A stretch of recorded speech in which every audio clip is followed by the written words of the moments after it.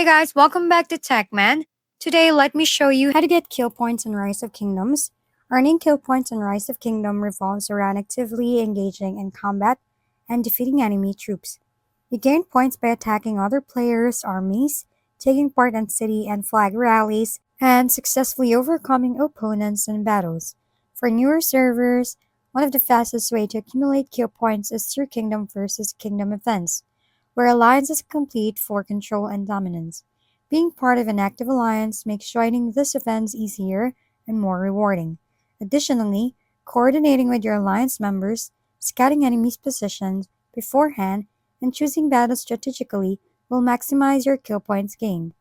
Regularly participating in these activities ensures a steady increase in points, helping you climb the rankings, unlock rewards, and strengthen your position in the game.